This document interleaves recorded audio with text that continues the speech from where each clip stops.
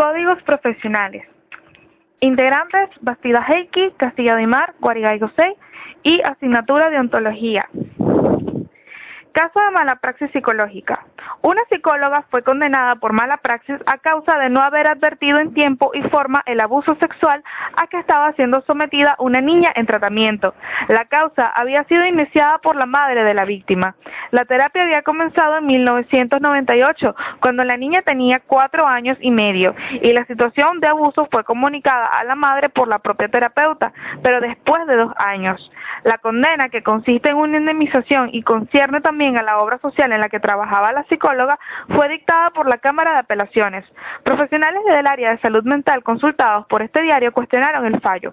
Según el fallo, solo en febrero del 2000, la terapeuta actuó en función de que tenía conocimiento o alta sospecha de que la niña estaba siendo abusada por su padre durante el régimen de visitas que se desarrollaba en el domicilio del progenitor, a consecuencia de lo cual se la derivó a una ginecóloga y se indicó la necesidad de una asistencia legal, así como suspender las visitas programadas con su padre.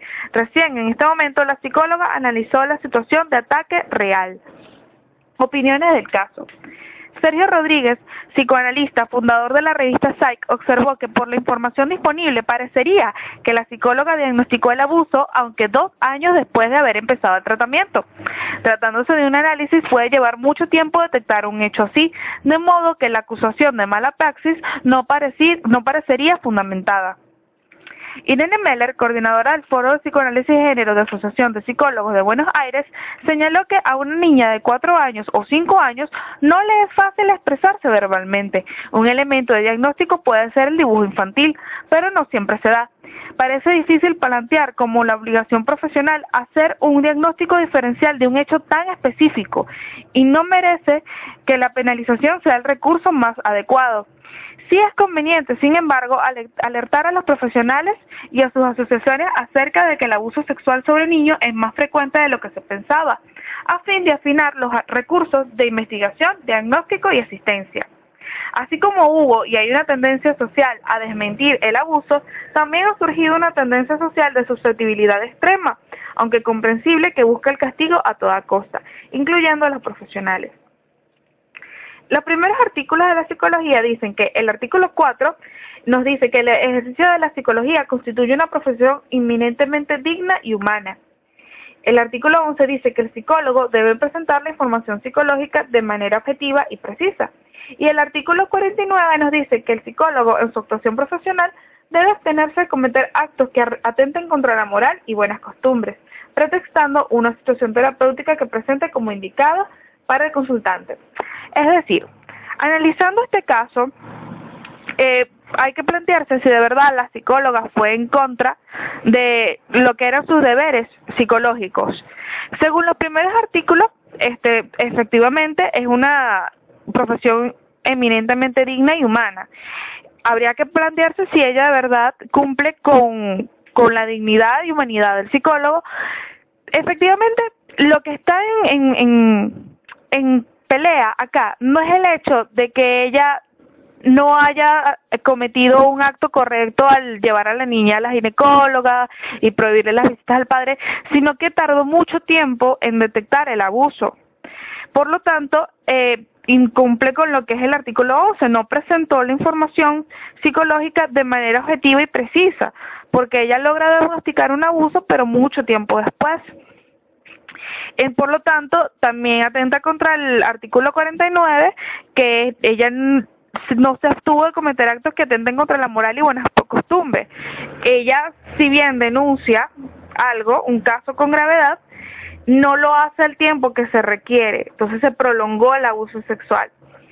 En el capítulo 1 de deberes éticos en el área de investigación nos dice que el psicólogo asumirá máxima responsabilidad en divulgación de información psicológica a fin de servir adecuadamente al público y así proteger a los individuos y a la buena reputación de la profesión. Es decir, el artículo 69 de este capítulo 1 nos habla sobre la divulgación de información. Si bien esta es una noticia muy objetiva, la psicóloga debió haber tomado medidas que se encargaran de proteger más a la niña y no divulgar la información de la niña en terapia. En el capítulo 4 de los deberes éticos frente a las autoridades públicas, en el artículo 97, dice que es deber del psicólogo demostrar puntualidad en el suministro de los dictámenes exigidos y de concurrir a los tribunales u otras oficinas públicas si fuera el caso. Este es el problema como tal que se plantea. O sea, sí es cierto que es muy difícil determinar el abuso sexual, mucho más en un menor de edad. Sin embargo, la psicóloga tuvo 2 años a la niña en terapia, donde pudo determinar y mediante evaluaciones psicológicas establecer si la niña había sido abusada o no. Por lo tanto, irrumpe con esa puntualidad que se le exige. El capítulo 5 de los deberes del psicólogo para con el consultante, el artículo 103 dice que el psicólogo no está en la obligación de rehabilitar si esta es la situación, pero sí al menos de instrumentar estrategias de intervención que permitan aliviar el conflicto o el problema. Evidentemente, si ella no detectó el abuso sexual a tiempo, mucho menos hizo estrategias de intervención para aliviar el conflicto o el problema que origina el abuso sexual en una niña menor de edad. Artículo 114 dice que el consultante o sus familiares están en el derecho de solicitar una junta de psicólogos cuando no estén satisfechos del resultado de los tratamientos empleados por el psicólogo.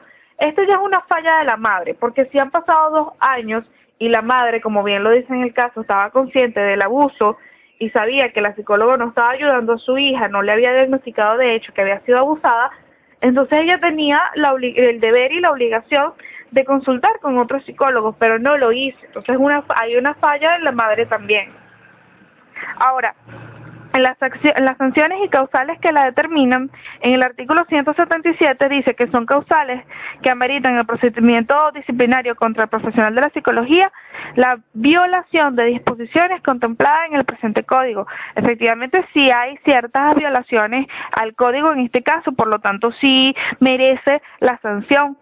El artículo 178 dice que las sanciones aplicables por los tribunales disciplinarios son las siguientes, de acuerdo con la naturaleza de la falta y su reincidencia: una amonestación privada, una amonestación pública o una suspensión del derecho de la profesión, del ejercicio de la profesión.